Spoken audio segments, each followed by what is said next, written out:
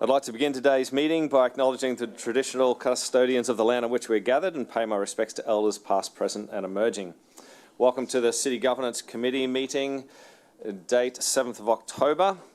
I declare this meeting open at 10:35. I'd like to advise attendees in the room that this meeting is being webcast and audio recorded. Attendances and leaves of absence. We have one leave of absence for Councillor Fraser. A motion is on the screen. If I could have someone to move that. Thank you, Councillor Stemp. And seconded by Councillor Murphy. All those in favour? It's been carried. Thank you very much. There's now a motion displayed on the screen to confirm the previous minutes. Do I have a mover for this motion? Councillor Bannon, thank you. And a seconder? Councillor Murphy. All those in favour? That is being carried. Thank you. Move to declarations of conflicts of interest. Do any councillors wish to declare a conflict of interest today? There being none, I'll now refer to the reports on today's agenda. Firstly, does anybody have general business for Director of People and Engagement, Ms. Kim Bryant? Ms. Bryant, do you have any for us? No, thank you, Chair. Thank you very much. Moving on to item 6.1, the Auditor General's report, final audit for September 2025. This will be presented by Ms. Margaret Barnett. Thank you, Marg. Take us away.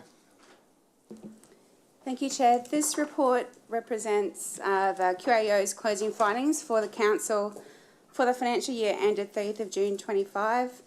The expected QAO expects to issue an unmodified opinion on the financial statements subject to completion of outstanding matters which were at the time of writing included journal entries, testing and specific notes under review, which include employee costs, infrastructure charges, rates, debtors, payables, provisions, commitments, contingent liabilities and related party transactions. The key audit focus areas included property, plant and equipment, revenue recognition of infrastructure charges, expenditure and procurement related expenditure, and accounting for council's interests and beneficial enterprises. Happy to take questions. Any questions? Yes, Councillor Stemp. Thank you, Mr. Chair. Good morning. Just two quick ones. While not mandatory, are council choosing to comply with the AASB, I think it's S2 climate-related disclosures? Do you know I know it's not mandatory, but are we choosing to do that? Because I know it's sort of coming in soon. Yep. We are starting to work towards what is needed to be disclosed, and we'll look at what we are already gathering as an organisation. Okay, all right. And just with the obviously the IT deficiencies, which are always challenging, obviously, are they expected to be resolved by the end of the financial year? I can speak to that one through the chair. So we have established a project in place to have those resolved by March 31 next year. So more broadly, I did receive some questions from the group, but in order to answer those as well, with an IT audit, we set a standard and then they measure us against that standard. The standard year on year keeps moving and getting higher and higher. And so one of the challenges we've had is we meet the standard of last year, but the standards now move. So part of this project will also uplift that standard to better future-proof us so that we don't continue to get dinged. Thank you. Councillor Lane. Thanks through you, Mr. Chair. On page 49 of the report, it says that EDCP didn't respond with the outstanding amounts owing on the development. Do you know why they didn't respond or confirm the amounts? That would have been just a timing, so we're hoping to close that one out in the next few weeks. Right. And page 55 of the report has state entities 2023. Is one of the things they talk about is cybersecurity there. Is SnapSend and Solve approved through that process? Does that present a risk to council's system when they're sending any information through or retrieving data from us? Thank you. Through the chair. So all new IT systems that we bring on board go through an information security assessment. And so we make sure that that passes. And then when we sign them up contractually, they have to agree to meeting our policies in that place as well. Okay, thank you for that. Page 57 of the report has self-approval of amended purchase orders. I don't quite understand that. Could you explain what that actually is and what it means? Yeah. So at one point in time, the system actually allowed someone to amend a purchase order and approve the amendment to the purchase order. Since then, we've looked at additional controls to stop this from happening. Thank you very much. Thank you. Rick, while you're on that privacy thing, so if they agree to it in the contract, is the audit process then testing whether they are meeting the agreement? Yes, that's right. And included in the contracts that we have as well are the audit criteria that we can hold them accountable to. No more questions? There'll be a motion on the screen. The recommendations from this report. Can we have someone to move that? Thank you, Councillor Hall. Someone to second that? Mayor Raven. All those in favour? That has been carried. Thank you. Item 6.2, local infrastructure program for October. Thanks again, Marg. This report seeks to endorse expenditure under the local infrastructure program. There were 16 new projects proposed, totalling approximately $720,000. There is also one material amendment to previously approved projects. We need to table the amended list, and so there is a motion on the screen for that. Moved by Councillor Murphy. All those in favour? That's been carried. That's just tabling the motion. And now to approve that list, the recommendation is on the screen. If we can have someone to move that. The acceptance of this list. Councillor Stamp, thank you. Seconded by Councillor Wilcox. All those in favour? Thank you. That's been carried. And item 6.3, monthly financial performance report for August 2025. Thank you, Mark. Thank you, Chair. For the month of August, Council achieved an operating surplus of $23.21 million, which is $15.56 million above budget. This positive variance is driven by operating revenue being $12.37 million above budget and operating expenses $3.1 million below budget. Key revenue contributors are the higher private works in Logan Water, increased development assessment fees received, higher commercial waste volumes and increased waste levy income, additional interest from investments and early grants receipts.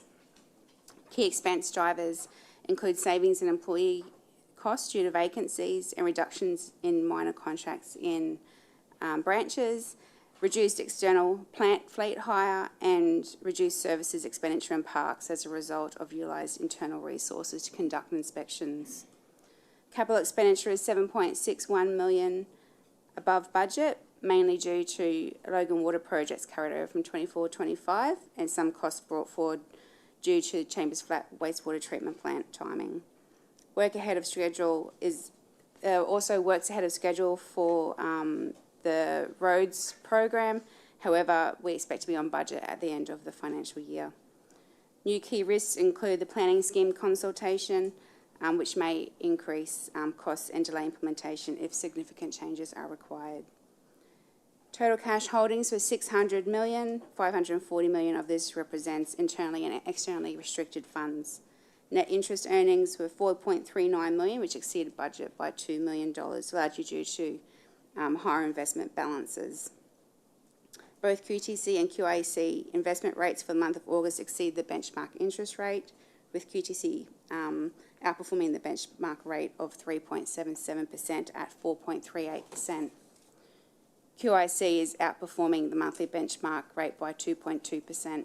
Council borrowings were $607 million, with the average cost of debt being 4.77%. Any questions? Councillor Lane.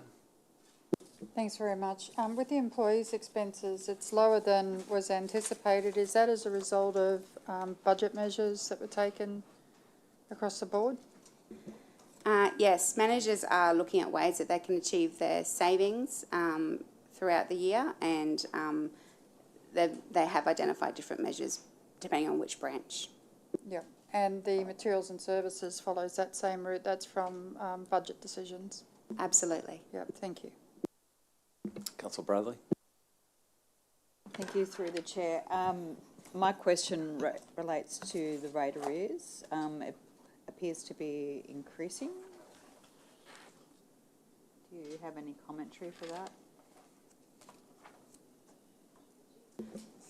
In terms of the rate arrears, it is increasing if you compare it to August 2024, but that's mainly due to the timing of, and we are rating more this year as compared to last year in terms of volume. So we are expecting that to be higher, but in terms of percentages is about where we usually sit in August. Any other questions? Being none, there is a motion on the screen. It's moved by Councillor Murphy, seconded by Councillor Hall. All those in favour? It's been carried unanimously. Thank you very much. Does anyone have any general business for the Finance Manager? Any for us, Mark? No, thank you. Thank you very much. Moving on to item 6.4, Logan City Council 2024-25 Annual Report. This is a public report and will be presented by Ms. Emily Shafto. Thanks, Emily.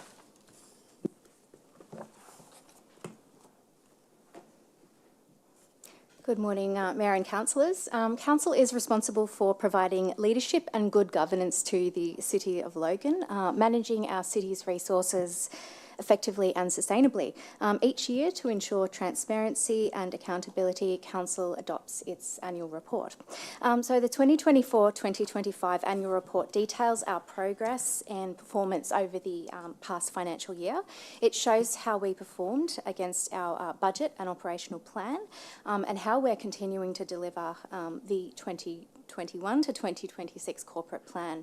The report meets all requirements under the Local Government Act and Local Government Regulation, and has also been independently reviewed by the Queensland Audit Office. So our report this year reflects the wide range of essential services and activities that Council provides for the community. This year's annual report includes many great outcomes, and I'd like to highlight a few. Firstly, we delivered a large range of projects to support the corporate plan, and some of these include major upgrades to parks and community infrastructure, such as the Jimboomba Park Clubhouse, Gould Adams Aquatic Centre refurbishment, Flagstone Community Centre, and Stage 3 of Alexander Clark Park. We also undertook Logat and Albert River cleanups, removing over 2 tonnes of waste and preserving our natural environment. We completed key road and drainage improvements, including Logan Lee Road and Chambers Flat Road upgrades, and also implemented rates reform, spreading costs more fairly as the city grows. So throughout the year, Council also continued to deliver its range of essential services, and some highlights include managing over $1 billion in infrastructure and assets, attracting more than $193 million in investment to the city, hosting over 2,000 First Five Forever sessions, attracting more than 57,000 participants, treating more than 30,000 red imported fire ant nests, distributing $1.9 million in grants to community organisations, diverting over 72,000 tonnes of waste from landfill, and supplying more than 27,000 megalitres of clean and safe drinking water, and those are just a few highlights. So despite rising costs, especially for construction and materials and electricity, and the ongoing challenges of keeping pace with the city's growth, Council maintained a sound financial position as at 30 June 2025. So consistent with our focus on value for money, this year's annual report includes a plain text version for accessibility, and I would now ask that Council move to adopt the annual report. Thank you, Emily. Any questions? Councillor Bradley? Thank you, through the chair. Emily, is it possible to have some minor amendments? Through the chair, I'll just consult my colleague. Through the chair, we may be able to do some minor administrative amendments. Okay, because just a couple of things, for example, on page 26 where it refers to the committee meetings, normally I'll forget about that. Can I just email you what I suggest? Certainly, thank Yeah. you, and we'll come back with some advice. That might be Thank you. better. Thank you. Thank you. Councillor Murphy. Thank you, Mr. Chair. Emily, when this gets published, where can the community go to get a copy of this? And will there be hard copies around the place in the libraries, etc.? Where can the community go get this? Thank you, Councillor Murphy, through the chair. It will be available online and there will be hard copies made available at community facilities. So that'll happen after ordinary council next week? Yes, Yep. that is correct. Thank you. Excellent. If anybody's interested, get online. Thank you. Councillor Lane. Thanks very much. I'm really grateful that council allowed me to do an AICD course. It's helped me obviously conduct my role as a councillor in many, many ways. And I appreciate that the expense of it's been put down in the report. The thing that I am concerned about, though, is the not all of the expenses entitlements for councillors is in the book. Why is that? So if I was going for coffee with a resident, that's not listed here. If I was going to hold a community meeting and needed to hire a hall, it doesn't appear to be in here. Is there a reason why we're not open with that at all, or? Through the chair, I might just take some advice for a moment. Thank you.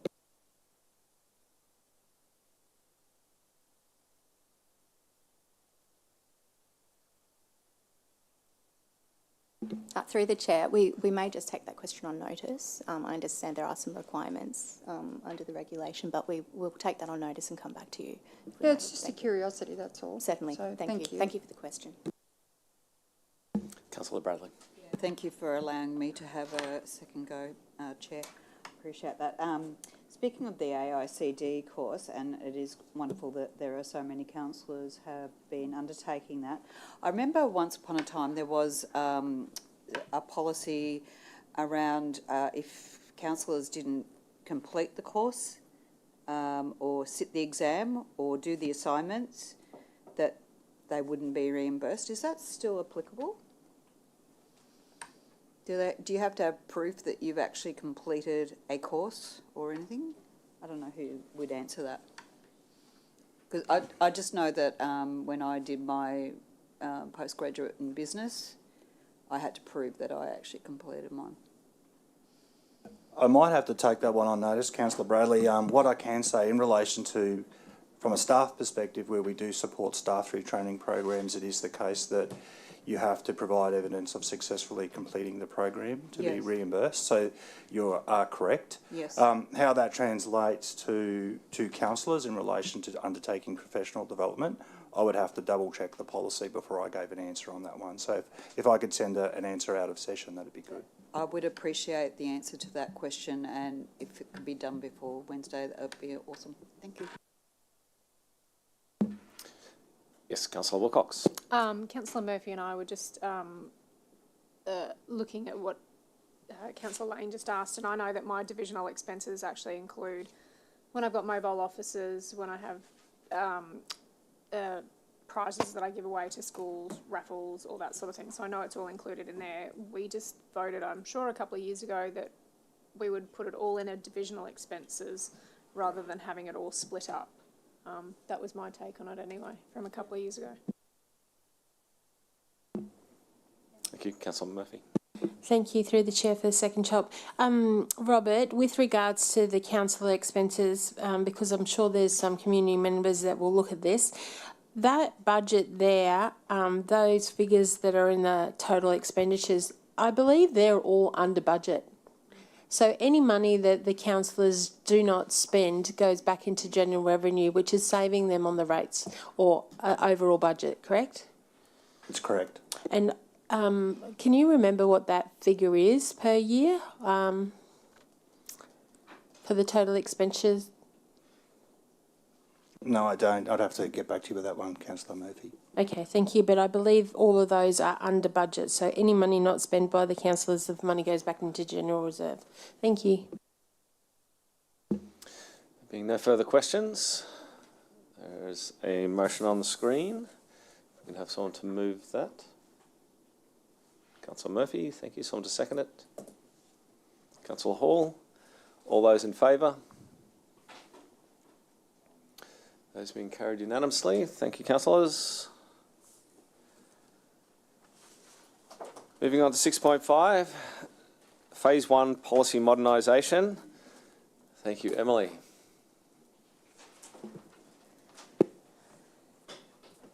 Thank you, Chair. Good morning again. Councillors, today I'm here to recommend endorsement for Phase 1 of a policy modernisation initiative. Policy reform gets to the heart of how council makes decisions. Modernising our policy framework is about making things clearer and simpler for everyone in Logan. Because this is a new initiative, today I would like to focus on three things. Why modernisation is essential, how we're approaching it, and what Phase 1 of the policies looks like. So I have a short presentation today. So firstly, let's quickly recap on what policy is. Legislation gives council broad discretion, but policy is what fills in some of the gaps. It's our agreed principles and statements of intent, and it helps the community understand how and why council makes decisions that affect them. In practice, policy guides our decision making and supports the delivery of our city strategy, and is backed up by operational processes and procedures. So the challenge is that over time, we've built up layer upon layer of policy. Currently, we're sitting at 219 policy-related documents. Some are outdated, some are duplicative. And this is because council hasn't done a wholesale review since 2017.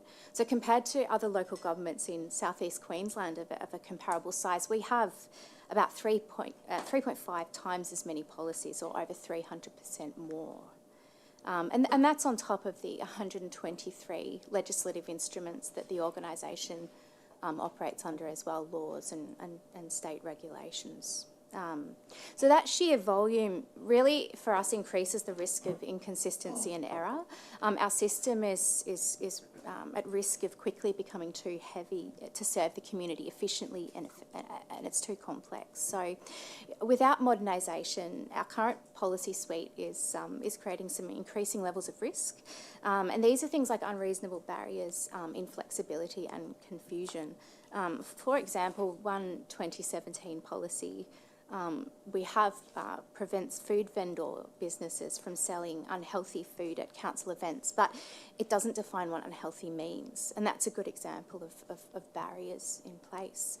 There's also the risk of unintended non-compliance, so sometimes staff are not aware of a policy, an old policy particularly, or the rules are so rigid that they just don't work in practice. For example, we have a policy that prevents council from recovering more than $2,500 in damages from a company where it has damaged a park during an event, and that's no matter the scale of the damage on the park. So, and that leaves ratepayers left to bear the cost. So, not ideal in the current day. So, a modern policy suite really helps us fix these problems. Clear principles guide decisions when rules can't cover every situation. We avoid constant rewrites of policy, and most importantly, the public get clarity about what the values that sit behind council's decisions. So I'll talk through quickly the approach to modernising council's policies. So in principle, instead of trying to create a rule for every bend in the road, modern policy intends to set clear, common sense principles about how to drive safely in any condition. So I want to put this work briefly in context. Across every level of government, there's now a strong focus on reviewing regulation to ensure that it stays effective and fit for purpose. Here in Queensland, the state government has announced red tape reduction measures, and the same is happening at a federal level as well. This is about good governance. The Productivity Commission in Queensland and the OECD, both describe regular active management of regulatory stock as part of responsible government administration. Closer to home, other local governments have been modernising their frameworks also. On the screen we have examples of policies from Gold Coast City Council and Brisbane City Council which are brief, which are principles-based. And that seems to be shaping a real trend. And it's really timely for us to take a structured look at what we keep, what we consolidate and what we simply retire. So the reform, the modernisation we're proposing brings council in line with modern Australian regulatory standards. It moves us to a principles-based framework, which simply means setting clear intent and values. And that's also, though, supported by targeted prescriptive rules where they're needed. So the policies in this framework set the overall intent and guide discretion, but we retain strong guardrails to ensure that where there's a risk, or where it's legally required, or there's a fundamental public interest, we retain high levels of prescription. So the idea isn't to remove structure, it's to make sure that our structure is proportionate and that we're not locking in or continuing with old, inefficient rules which make it difficult for residents, staff and councillors to navigate council processes. As the Productivity Commission points out, non-prescriptive policy often delivers better results because it allows for innovation and flexibility, all while keeping the necessary safeguards in place. And how it works in practical terms, so policies guide, on the screen here, policies guide set the purpose and intent. So, for example, where we have in the compliance and enforcement policy, council has a principle which is safety focused. So we ensure we're safety focused when delivering, for example, animal management services. And then procedures support that. So operational processes guide the how. For example, officers must take a safety focus when assessing an animal-related situation when out in the field.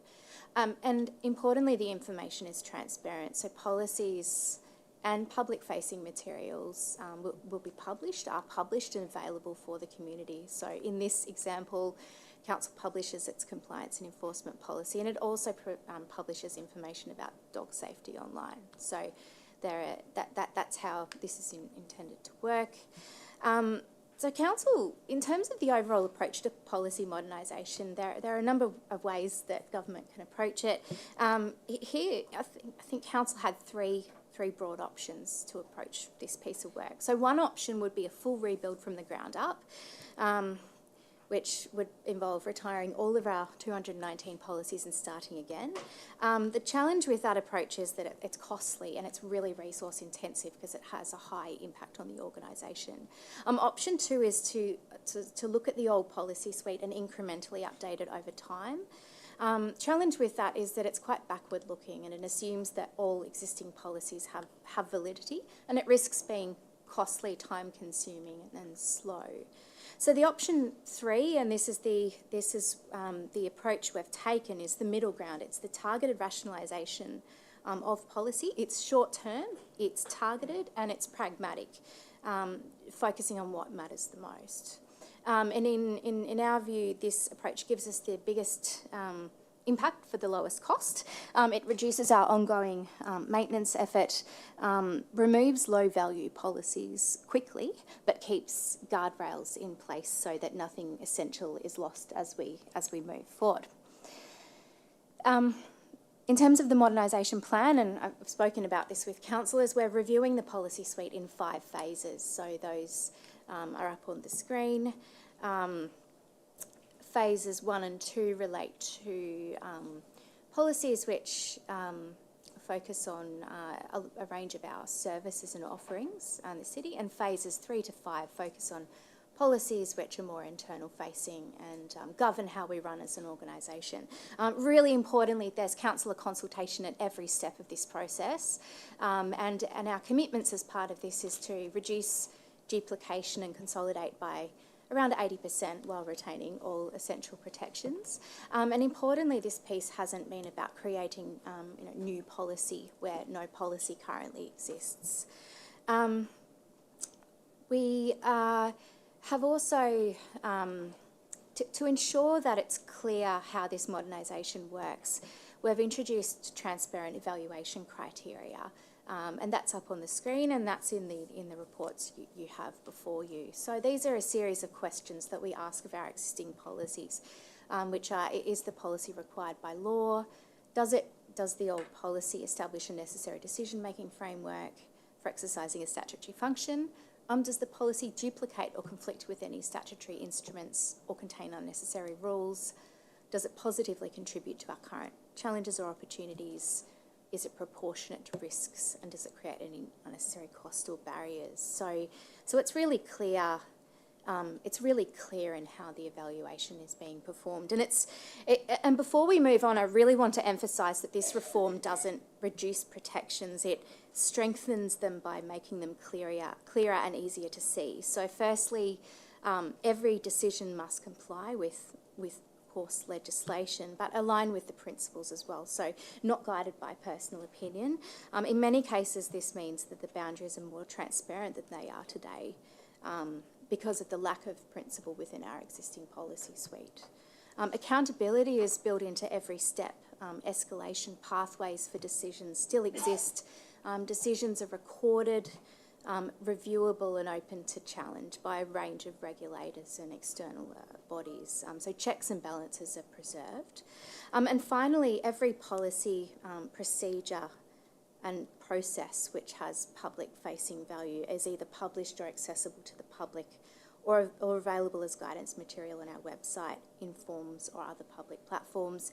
Of course, residents can also access internal documents under RTI processes and access to information process as well. So full transparency is maintained. And,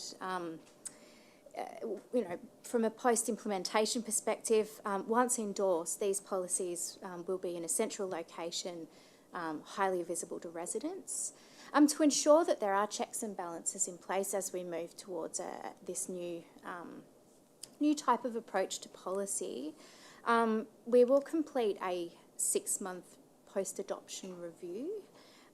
So once the policies are all adopted, 6 months later we will revisit them to check what's working well, also seek feedback on what needs fine-tuning and make quick amendments where necessary. So there is that strong safeguard that's built into this. And finally, the policies will be subject to ongoing review and evolution. So this collectively ensures that the policies stay practical and aligned with the community that we serve. I might pause for any questions before I move on to the draft Phase 1 policies, if I may. So any questions just about the approach that Emily's done first before we get on to Phase 1 itself? Councillor Bradley. It's probably not really a question, but it's something I need to sort of say now. I don't feel comfortable with this process because for me the devil is in the detail, how the procedures are actually interpreted. I understand from, it's nice to simplify everything and have an overarching statement, but that's really what it is. It's a motherhood type sort of statement, and really it's an interpretation of the procedures that is how it is all rolled out. So I'll probably be voting against this today for that particular reason. Any questions around the approach that Emily's just presented? We're good. Carry on. Thanks, Emily.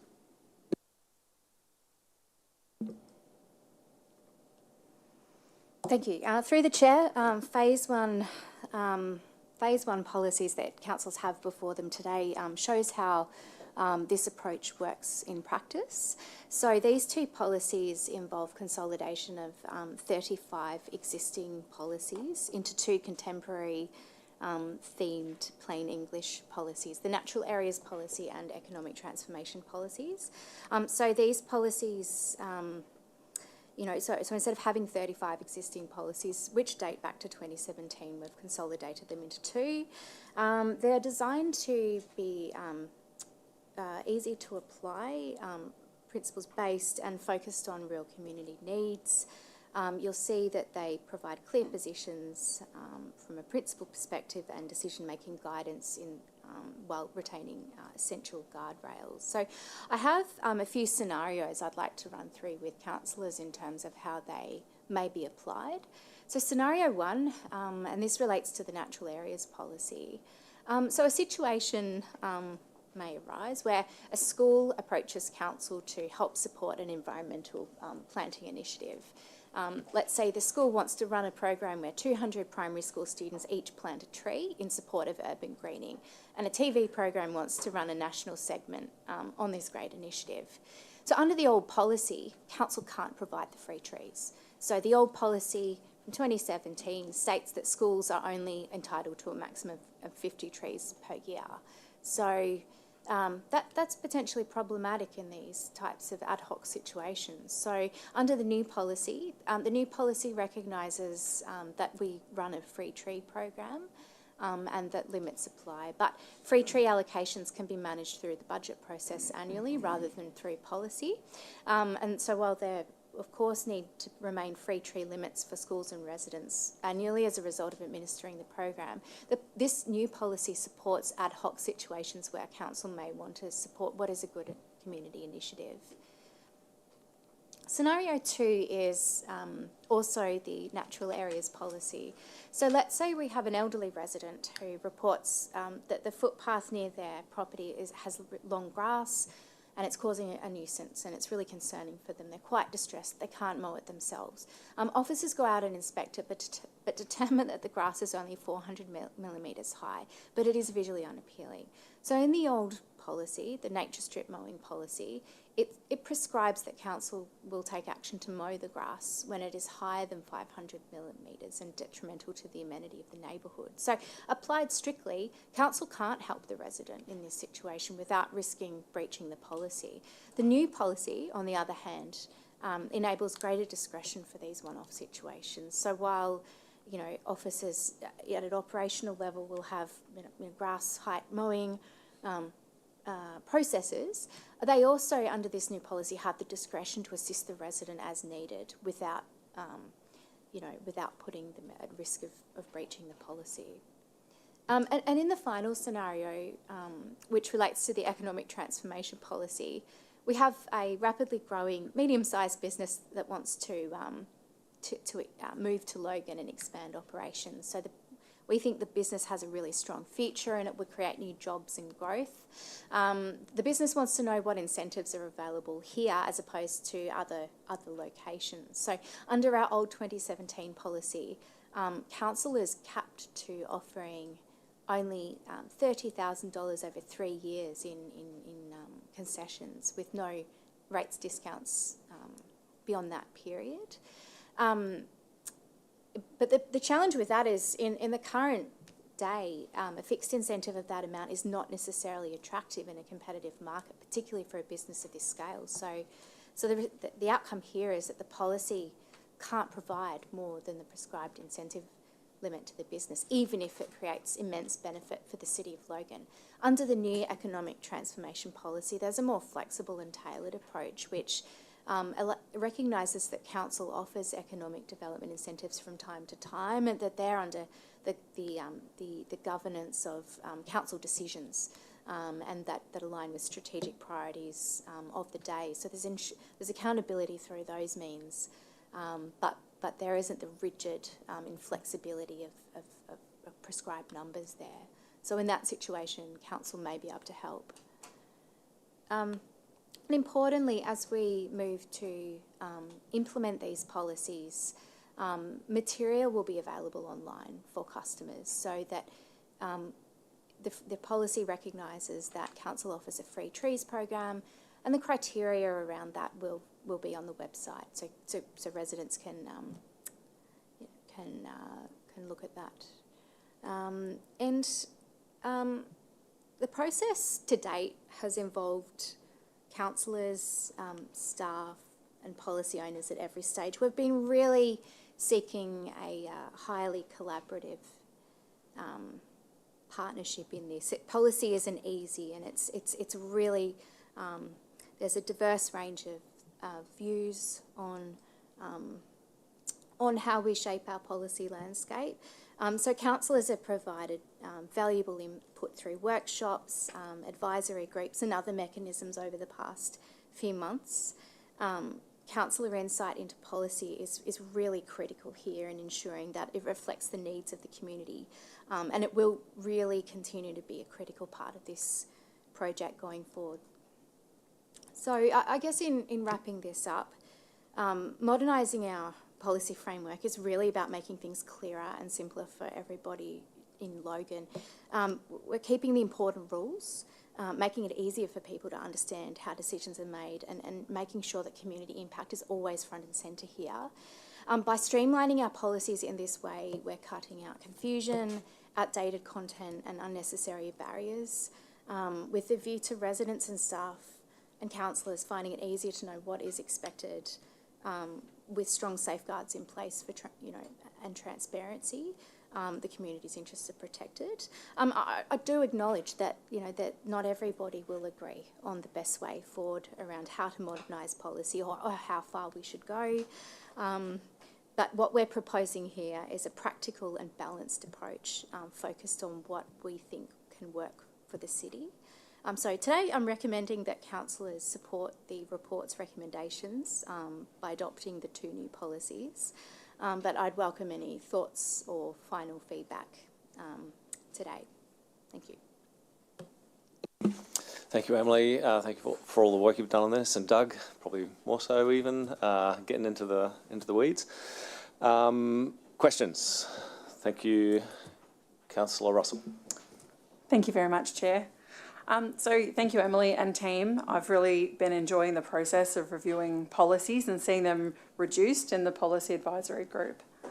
I appreciate the principle-based approach in principle.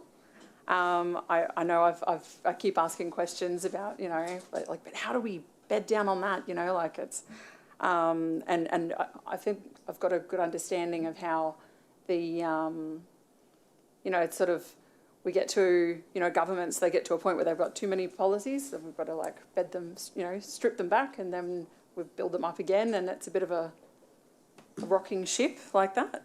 I look forward to seeing how this rolls out in a practical sense in the future. I've got one of the policies that has been keeping me awake at night that I'd just like to ask about, if that's okay. So with regard to gaming machines, so in the Policy Advisory Group meeting, Mayor Raven suggested that the policy could reflect a balanced approach towards gaming machines, and I responded to that saying I was concerned about the term balanced and how that sounds like it might be,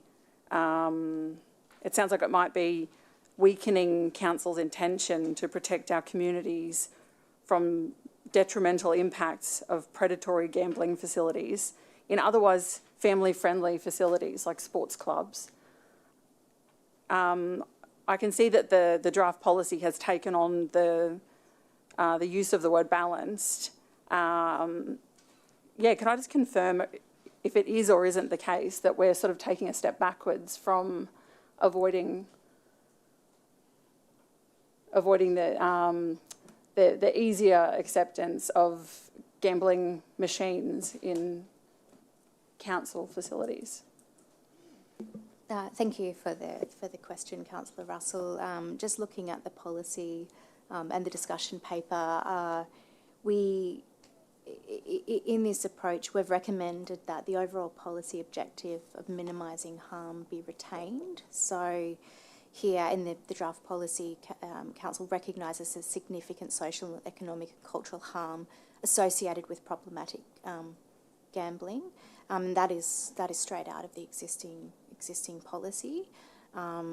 So the any amendment is minor at best. We recommend bringing across, though, the overall policy objective of minimising harm. Yes, carry on. Thank you. I just, in reading the policy and the suite that it's within, it looks like it's talking about balancing it with the potential economic benefit. And so I'm just wondering, like, where that sweet spot sits with if we're balancing harm and financial benefit to sporting clubs versus the evidence-based harm that is upon community.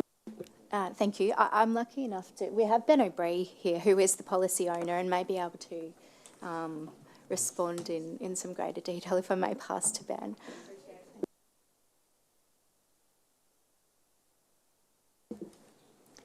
Through the Chair, good morning everyone. Thank you for the question, Councillor Russell. So my understanding from this policy amendment is our procedures in the background behind this won't change. So from more black and white example, does Council support gaming machines or does it not support completely gaming machines? If Council chose to, in a policy environment, not to support gaming machines at all, then our role would be that an application goes to OLGR, the Office of Liquor of Gaming and Regulation. They seek Council's feedback and comment on an application, and dependent on Council's policy position, if they were not to support gaming machines at all, then our position would be that in kind back to OLGR. On the flip side, as it currently stands, there is quite a significant process or an assessment we go through with about 5 different criteria that do consider density, socioeconomic status of the community, what the club's been providing, their financial status and so forth, and a whole gamut of scenarios. And then typically in practice, if a sporting club on a council owned or leased facility, we would bring that potentially to Council for consideration to understand that balance before we provide our response back to OLGR. Council's not the decision maker on a gaming machine application because we have gaming machines in facilities that are on private land or not council land, and we have gaming machines in facilities in clubs that are on council land. We're asked to provide a response regardless of the land tenure, albeit because we are the landowner on sporting clubs typically, then our significant assessment and that balanced approach again is quite significant to provide guidance back to OLGR for their decision, but we'll choose whether we support it or no object to it or not support it. And typically in practice, where a gaming machine application has been on council-owned land, that has come to Council for a council decision. And that in the current, when we convert this to policy and then procedures and guidelines behind the scenes, my expectation that practice would continue along with the substantial criteria in the existing policy. Thanks so much, Ben.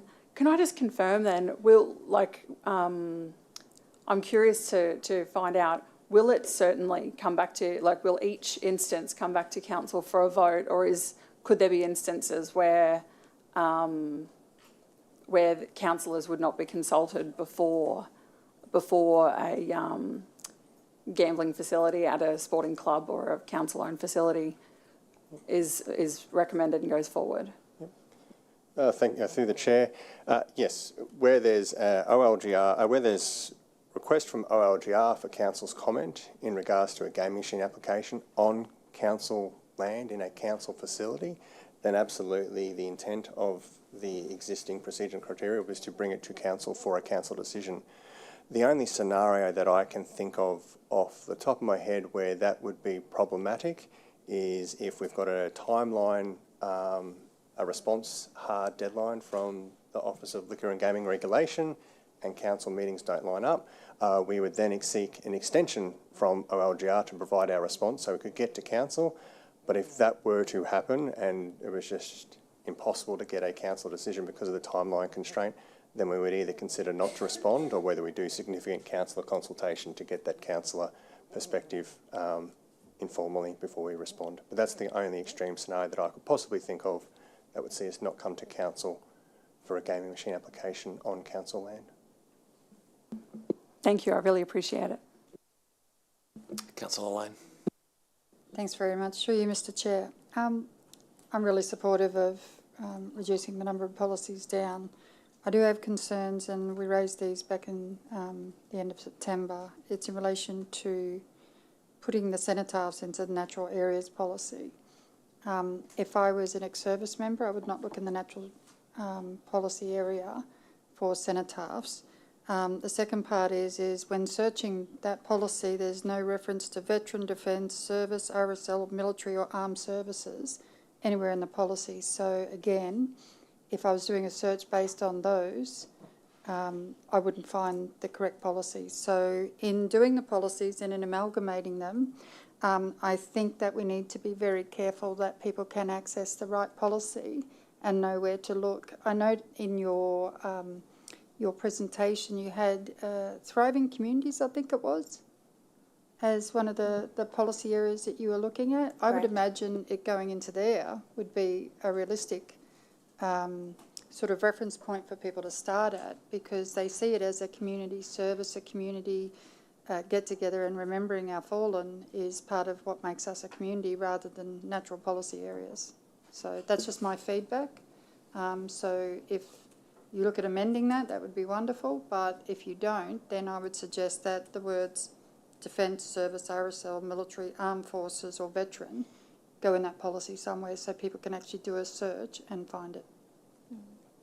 Thank you for that feedback, Councillor Lane. I just add some context to that. The original policy that governed the cenotaph specifically was largely procedural in nature, and it was highly uncommon. It's highly uncommon for local government to have such specific policy on such a, it is old, that's correct. So, you know, in our view, the existing policy did little more than just establish a process for an application for a plaque to be submitted to council, then it referred to RSL. So, you know, I think in contrast, the new policy under natural areas adopts a broader, higher level approach, and it doesn't, the intent is to provide a unified framework for managing all memorials rather than maintaining specific policies for specific groups or individuals. We'll certainly take that feedback away, Councillor Lane, but what we can guarantee is that there will be public-facing material available when this policy is published, to ensure that anybody that does want to display a plaque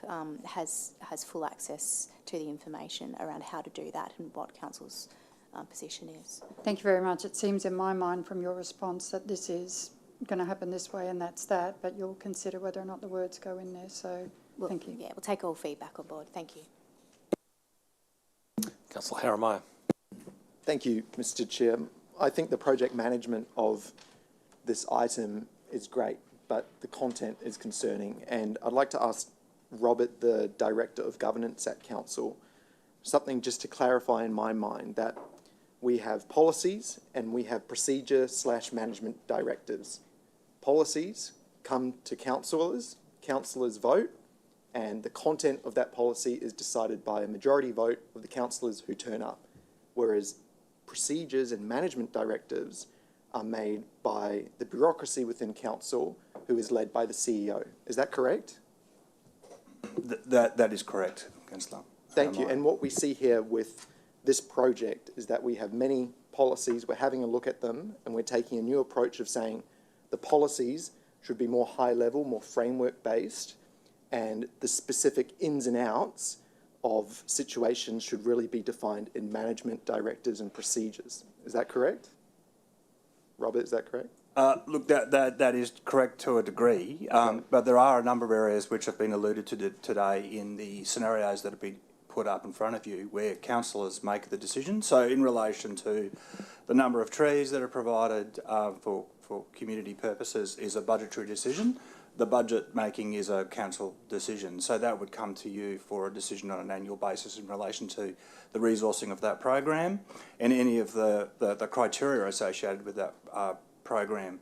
Another example, a good one, was in relation to gaming machine licences, where that is a decision of council. So rather than have the detail in policy for council officers to make a decision, instead it would come to council collectively to make the decision based on the broad principles within the policies. See, that makes sense, Robert, if the decisions come up to council. But even those two examples, just from the mentions in this committee meeting today, is that the council officers, according to the council officers, and we would have to double check, but according to the council officers' statements today, that decision around gaming doesn't have to come up back to council. They're not obligated to bring it back up to council.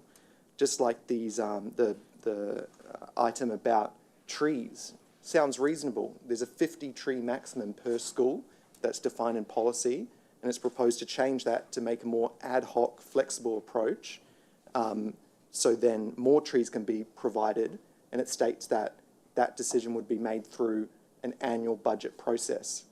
Now, there's many, within the annual budget process, council officers have discretion. So it doesn't actually define or state that it has to come back up to councillors to decide. And the reason why that's important is because unlike the organisation and bureaucracy, which does a great job with many projects, councillors are directly accountable to the community. Councillors can get voted out. It's hard to vote out, or it's physically impossible to vote out the organisation. So the reason why it's important to have policies that are very black and white, very prescriptive, very principles-based, but based on the principle of this building, which is democratic accountability, is that the people who decide how council should operate should be accountable to the people directly. What this does is push the actual ins and outs of the decision-making to more the organisational level through procedures and management directives, and I think that's dangerous. And the reason why is because it provides areas of discretion. So we talked about the mowing example, also sounds reasonable. Right now the policy states that unless grass on a certain area is greater than 500 millimetres, council won't mow it. And there would be examples in the community where it sounds reasonable for council to mow grass that's 400 millimetres high. But under the policy, council doesn't do it, and some residents may be upset by that. Now, instead of changing that decision as to what level of grass council should mow being decided by the organisation, we should just change the level of height of the grass in the policy. We should say 300 millimetres. That means that if people are upset by a decision of council, they can express their upset nature through elections every 4 years. If we transition it to an ad hoc approach, which is proposed in this policy reform, it provides a level of discretion that council officers can exercise to go and cut some grass for a resident. But then what if the resident next door sees that and says, why did they do that? I want this grass to be cut. If we have a black and white policy that was voted on by the people's representatives, council can say, this is the reason. Black and white right here. The grass was that long, therefore no council officer provided any discretion, and you can trust that council made the right decision because it's black and white. Changing to a more flexible approach has a risk of reducing trust in council because people can't point back to a black and white prescriptive policy that explains why council did something. Now that's just mowing grass. There's a lot more reforms put forward in this vote today, from $30,000 concessions to businesses, and that's where we get into the territory where we really want to make sure council can back up the decisions. So today, I'm not going to vote for this, and I think policy modernisation is good, but policy modernisation needs to be principles-based, and the most important principle in this building is democratic accountability. Thank you. Councillor Bradley. Hear, hear. I want to comment about a couple of things that have been mentioned. Firstly, the gambling machines. I thought there was a previous council resolution of no more gambling machines in the city, yet it sounds like from feedback that this has been changed to a balanced approach. And balance to you or to you may be different to me. So that's very subjective. So I am concerned about that, where that directive of overarching principle of a balanced approach. I'm also concerned the example given about the trees. It's fair across the whole city, 50 trees per school. Everyone's known that. But if John Paul College, say, has an event and, whoa, all these thousands of trees are going to end up in John Paul College, for example, wouldn't that just annoy someone who comes from an area where they feel that they're privileged and they shouldn't be getting stuff, but yet someone in the organisation is making that decision, that is a good outcome for the community, promoting the city, whatever it is. So, again, I will not be voting on this today because I think it just opens a can of worms and everyone in this room will be subjected to that. Did you want to respond to any of that? Thank you, through the chair, if I may, briefly. And I really do appreciate that there's a very diverse range of views about policy modernisation. That is normal and natural, and I really appreciate the feedback today. I can say that this change to principles-based policy is not about driving sort of ad hoc decision-making or reducing our standards. Standards absolutely still apply, and those are in operational processes and procedures. Or they're in policy in a prescriptive way where it serves the purpose of managing risk. This move to principles-based policy is to ensure greater levels of flexibility, because the reality is that we can't have a rule for everything. There's a policy for mowing, but there's no policy for other services that we offer, such as education programs and a range of other services. So we have an existing policy from 2017 about mowing, but we don't in other areas. So this is the challenge we have. And I do take on point the point about accountability. The organisation has a great deal of accountability in its decision making. It's accountable to the Queensland Ombudsman, tribunals, courts. There's administrative complaint processes, and all those things serve to ensure that there is accountability, and ultimately council must be consistent in decision making under its policies. So appreciate that this represents a shift to a more modernised framework, but we've worked hard to build in place some strong safeguards and review mechanisms to ensure that this can work for the city. Mayor Raven. Thank you, Chair, through you. So can I just clarify, Emily, because I was mentioned for asking a question during the Policy Advisory Group. So nothing has been watered down whatsoever in relation to gaming machines in council facilities. Is that right, Ben? Because there was pre-existing protections that were in place that overrode our policies anyway, which was explained at length during the Policy Advisory Group. Through the Chair, that is correct. Nothing has been watered down. The clarification of the policy is where we get a request from OLGR for gaming machines on private land. We do an assessment and we provide a response back, and our response has to meet the intent of the policy. Where it's on council land, our procedure remains the same as the policy now. So absolutely no increased risk of having gaming machines in council venues, sporting facilities that we own whatsoever from this being introduced? Correct, and it's not our ultimately decision either. Not our decision, but also no increased risk. So, and to be clear, in that meeting, we were all sitting there not really engaging, and I asked a provocative question and everyone engaged. And so it was a great conversation after that, and a really good policy conversation. So not fun to go, Mayor Raven raised a question about balance. Now I see balance. Mayor Raven's pro gaming machines and wants to see children exposed to gambling. That's the implication that I took from having that question raised. So the point of good policy working is to challenge ideas and to go, we've always done it this way, why? And Councillor Heremiah has done a bit of that today, saying we've always done it this way and I like it because it provides us control and safety. Didn't say that. Well, you did. You said you want prescriptive, principles-based policy, right? Which actually, say control and safety. Prescription means control. That's what it means. But I'll take the interjection and carry on. So the challenge here is that we've gone from 200 policies. We're trying to get down to below 50. And if there's one thing that punters hate, it's red tape. They absolutely loathe red tape at every turn, and 200 policies is the definition of red tape, especially when some of them are inconsistent, some of them have never been used, because I guarantee you they got brought up in a political response to a concern that happened, and the best way to solve something is to say we've got a policy now to stop that from ever happening in the future. The challenge with letting go of some of that control through prescriptive policy is that you do have to trust the organisation, you have to trust officers' judgment, and in some situations we'll have to trust our own judgment. We saw recently there were some decisions that councillors were uncomfortable making because we didn't have a clear policy structure.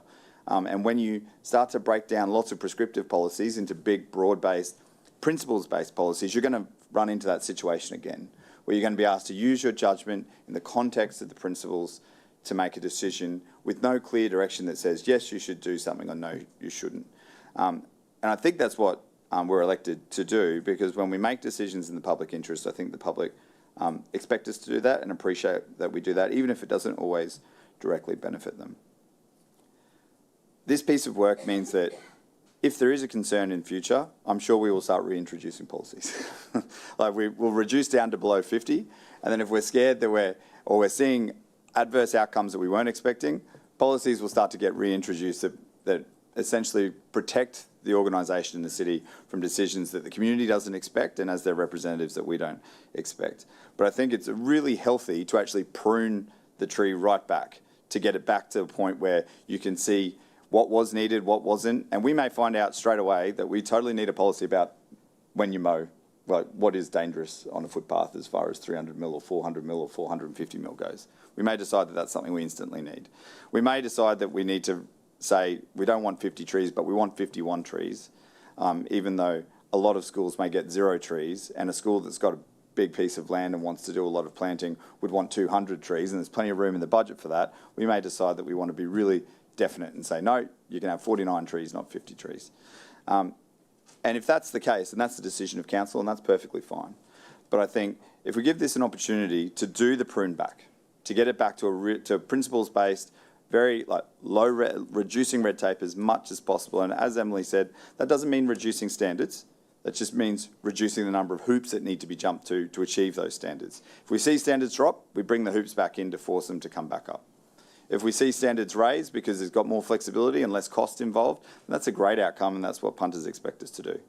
So I want to say thank you very much to the team that's been working hard on this. This is like tranche 1 of a whole bunch of work that will continue to roll through. And that 128 legislative instruments that Emily spoke to is why it's so difficult often for councillors to explain to the public why we do things the way we do, because it's never just one piece of legislation. It's a piece of legislation with regulation, with something else, and then a policy sitting on top. But I think if we can, from our point of view, control what we can, which is to reduce the amount of red tape that we force onto the community and onto the organisation, then we can choose to reintroduce it where we need it, because red tape isn't necessarily bad. Excessive red tape is the problem. And I think when you've got double the amount of policies as every other council in South East Queensland, that shows that you've got excessive red tape. So I'm very happy to support this, and I'm grateful for the work that's been done. Doesn't mean that I think that it's perfect and that there'll be absolutely 0 issues. It just means I think it's worth giving it a go. And if we do need to tweak it down the track, or we need to reintroduce some more policies, some more prescription, then we can totally do that. Thank you. Councillor Stemp. Thank you, Mr. Chair. I'm afraid John mentioned a lot of the things I was planning to mention, because, look, I think too often we see that that policies determine, or that they guide a lack of common sense. So there needs to be the opportunity for people to use their common sense. And the grass one's in a scenario, you've got a ruler out there, 30, 40 centimetres. I mean, council officers have got to be able to use common sense, and I think I see that too often where council officers are restrained because of policy. So that's one comment I want to make. Again, if other councillors can function on 30 policies, then I understand why we can't. And again, if we find there's issues with this, we just make change. You've got to move forward in the right direction. I think again, if a school needs a few extra trees, does it really matter if they're doing a thing and they need 55?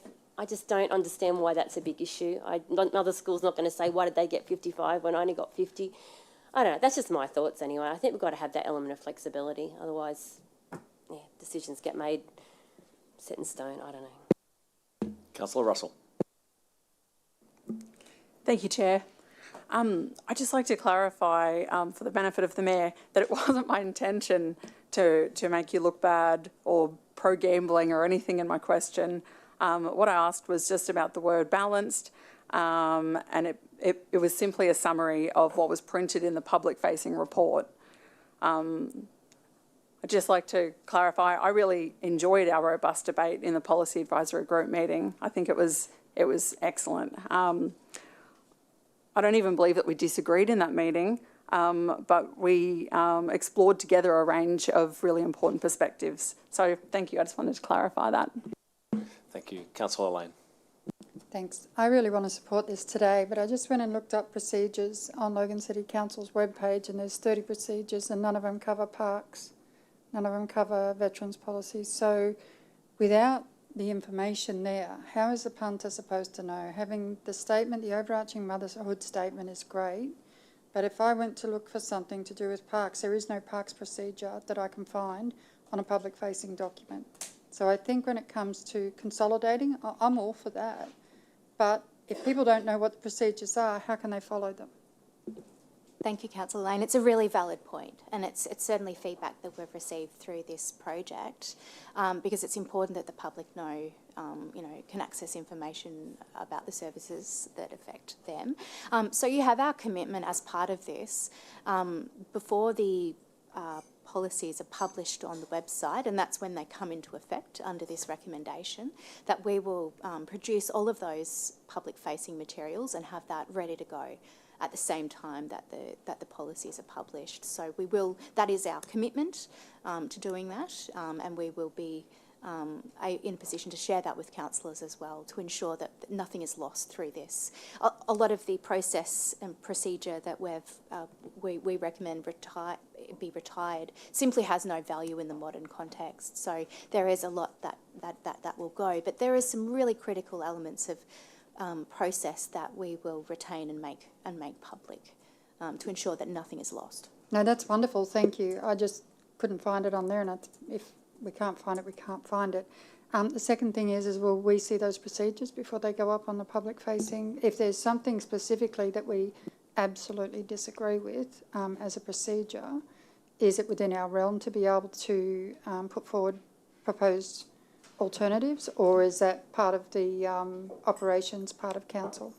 You certainly may, Councillor. We'd welcome any feedback, and we'd work with the branch managers to ensure there's that alignment before it goes live. So there is that safeguard. Thank you very much. And likewise, if council had a procedure that is not currently public, that they would like to see made public as some sort of document, how do they propose that? What's the process? Thank you. Good question. We would take that on board as part of this and work with the corporate governance manager and the relevant branches to bring that to light. So they could bring it up with a branch manager from whatever department that thing is issuing, and it would come through to policy people. They certainly could. We, as part of this project management piece, we are retaining a list and making that available to councillors of all the prescription that we've pulled out of policy, with a view to being really transparent about that with both councillors and the community. Councillor Herrimeyer. Thank you. To correct the record, didn't say safe or control. It's just incorrect. I have a question for Robert. Are the procedures and management directives completely published online, every single one of them? I wouldn't believe every single one of them, Councillor Herrimeyer. It would depend on the nature of the procedure. If it related to a public-facing policy or a public activity or a service that's provided to the community, yes, it would be made available. But if it was a procedure in relation to an internal process, highly likely that wouldn't be made publicly available. Are all of the council policies published online, every single one of them?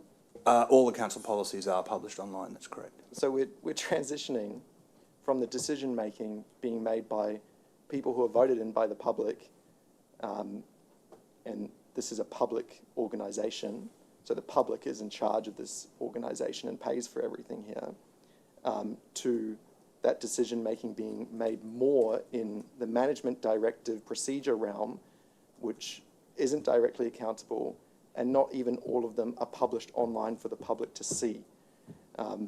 So I really hope that we make the right decision. Thank you. Councillor Wilcox. Thank you. I just wanted to say to Emily and the team, thank you. I found the discussions that we've had around the table have been really robust and they've been worthwhile. And I really appreciate the fact that in this report, from page 7, you've actually put in there our feedback and how you've responded to it. If it's positive or negative, either way, it's actually been very beneficial. So thank you. Thank you. Any more questions, councillors? There being none, we will firstly table the PowerPoint presentation that Emily gave. If we're going to have someone to move that. Councillor Wilcox. All those in favour? Tabling of the PowerPoint presentation. It's been carried unanimously. Thank you. And the motion with the recommendations. There's a few points to it, so I'll give you some time to just go over that.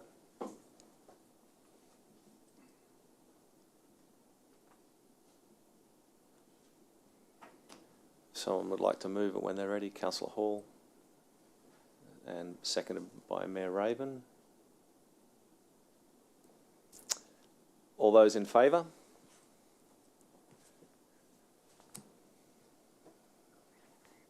We'll go around the room. Thank you. Councillor Bradley. Thank you. Against. Councillor Lane. For. Councillor Russell. A very genuine abstain at this point. I'm 99% there, and there's one issue that I'd like to ask some follow-up questions about before next week. Thank you. So likely to vote in favour then. Councillor St Ledger. For. Councillor Hall. I'm for. Councillor Raven. For. Councillor Jeremiah. Against. Councillor Bannon. For. Councillor Stemp. For. Councillor Wilcox. For. Councillor Murphy. For. And I am for. All of that's been carried. Thank you very much, councillors. Does anyone have any general business for Ms Shafter? Do you have any for us? No, thank you. Thank you very much, Emily, for all of that.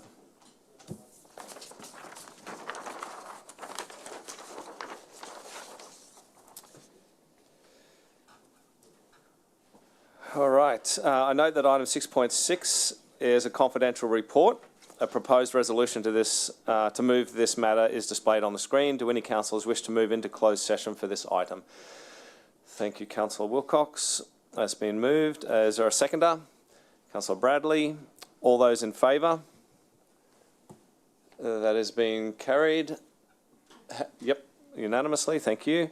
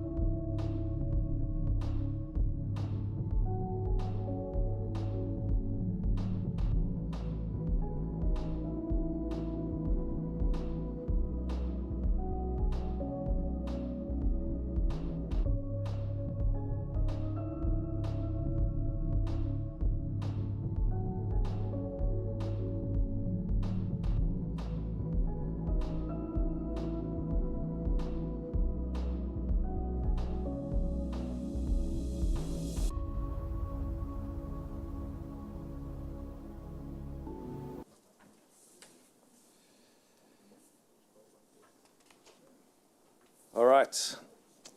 Thank you for that discussion. Recommendation will be on the screen for councillors to consider. When you're ready, I'll have a mover. No fans? All right. I move that we receive the report. Can that be possible? Cool. Move that we receive the report. And can we ask if they go Mayor back Raven? and discuss? In the interest of having a recommendation instead of just a receive, because then you can't come back with anything, can we defer to ordinary council, give the staff some time to give us alternative recommendations based on feedback provided by councillors, and we can go from there? I like that. Because it saves you having to work something up now or kill it. So.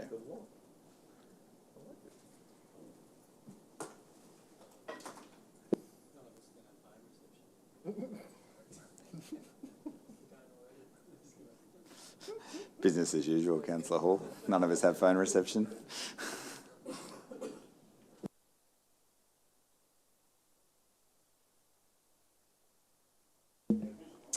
All right.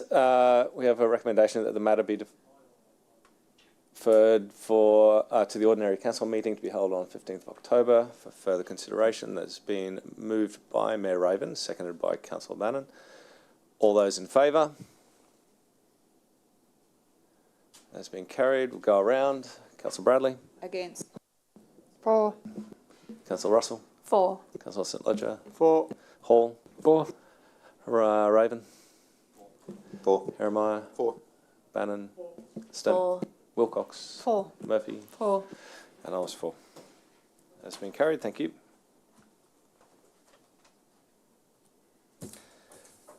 Does anyone have any general business for the corporate property manager? Thank you very much. Excellent. No late reports. Does anyone have any GB for Robert? Thank you, Councillor Bradley. Thank you. Through the chair, is it possible to get the council resolution about no more gambling machines in the city? I think it was roughly 2010, 2012, roughly around then. Is it possible to get that, please? Absolutely, I'll do a search. Thank you. Anyone else with general business for the director? No? Do you have any for us? Excellent. That concludes the agenda for today. Already done that, sorry. We're done. I can declare this meeting for governance closed on the 7th of October at 12:07. Thank you, councillors.